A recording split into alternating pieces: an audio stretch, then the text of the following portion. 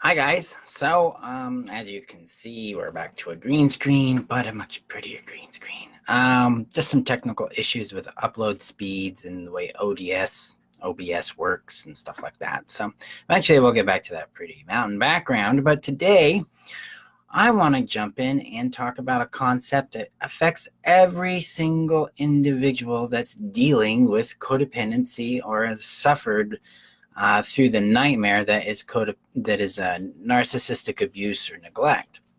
And it's one thing that we all pick up on doing, and it's called fixing. So what is fixing? Fixing is the habit of taking responsibility for someone else's choice, behavior, and outcome, their consequence, their problem, and fixing it yourself. In other words, you're intercepting the consequence of their decisions and their choices, their actions, and taking it on yourself. You're the one that's going to make it better for them. And this seems like a very nice thing to do, right? It feels like maybe we're being loving, we're being kind, we're being attentive. This is what love is. We save people from their pain and from their consequences. That is not love, though, guys. That's enabling. And fixing and enabling are like hand in glove.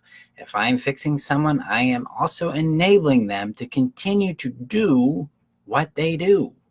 And then I am harming their lives. And I use that word deliberately because how can a person learn to be healthier, to take on their life, to do their job in their life, if we're in the way?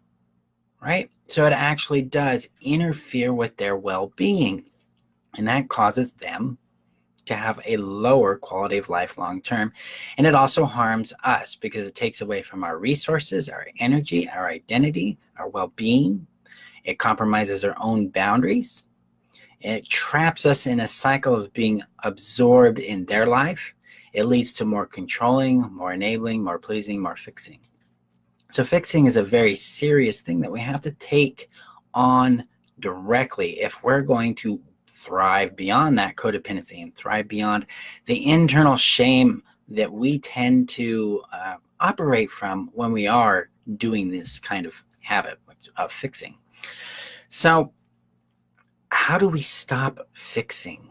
This is hard because first we want to know why we fix, right? Why do we fix? Why do we get out there and try to repair other people's problems, step in there and intervene it's like stepping in front of the bus sometimes. Like, oh, I'm going to stop that bus because, they get ran over by their problem. Well, we do that because we're looking for something very important. And from my experience, personally by being a fixer and professionally over the last 10 years of helping people with this, it all comes down to one basic thing, and that is being valuable to the other person. We want to feel like we matter.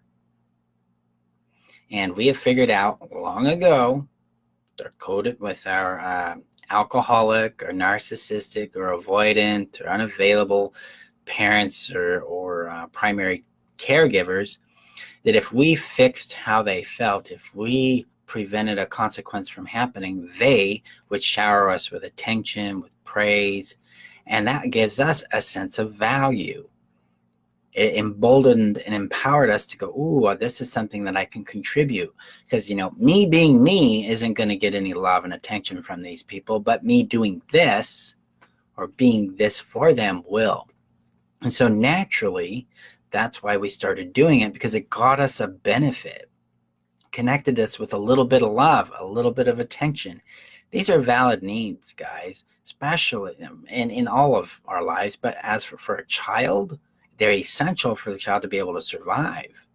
So our brilliance, the brilliance of our awareness, got in there and said, hey, man, when we do this, they like us. So let's do that. And we'll get more like. So we did. We became very good at what we were doing. So that's why we fix. We're looking to feel valuable, to be included, to be wanted. These are validating fundamental core needs. So that gives us a hint as to how to get out of fixing.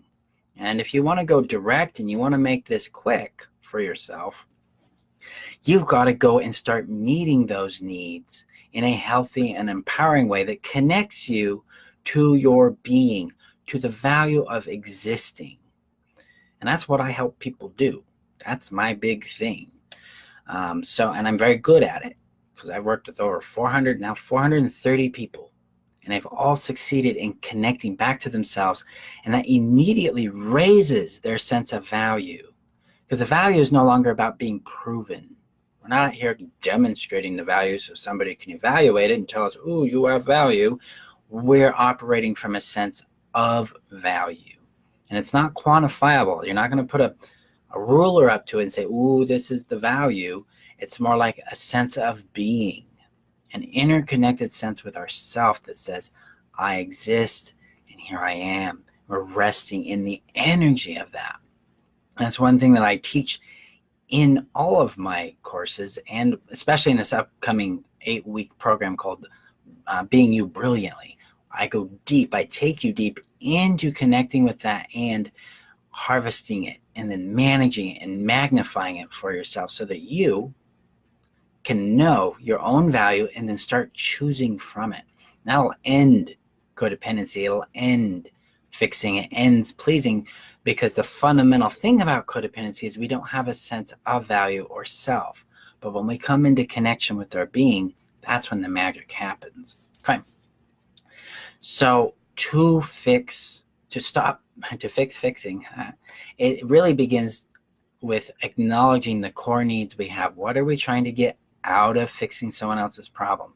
The second step is to know our own boundaries and to know their boundaries and know what's appropriate or not to help in. Okay? Most problems we don't need to be helping people in. We can support them in. We can give them what's called healthy helping, which is we honor boundaries, we empathize, we actively listen. We listen actively, so you get the L in the right place, right? And then we promote self-reliance. We promote them solving the problem, coming up with the solution, and then jumping on that. This allows the person to inherit the consequences of their decisions. That becomes their teacher. Consequences are teachers.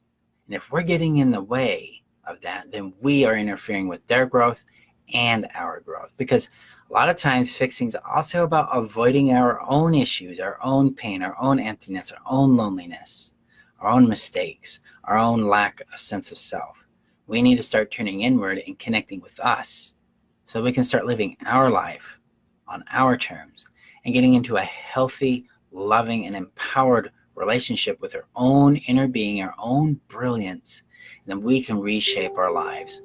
So if you would like assistance with that, I encourage you, I've got a link in the description, and you can apply for your seat in the upcoming 8-week course called Being You Brilliantly. We're going to go deep on this, where we can begin to actually make physical contact with who we are and begin to bring forward the inspiration, the brilliance, and awareness that's naturally there for us. What this does is it eliminates the shame that keeps us stuck.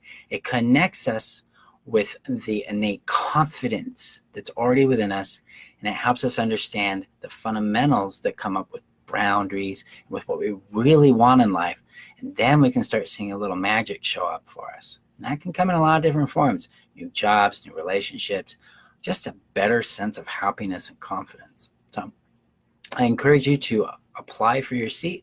Just click on that link and then you can click apply, and then I'll get a hold of you and we'll make that happen. So I appreciate you guys being here. We'll have more this week coming up on fixing and other aspects of codependency. And if you have something you would like me to talk about, let me know. Just comment below and we'll do it. Thank you guys. I appreciate you, and we'll talk later this week. Bye-bye.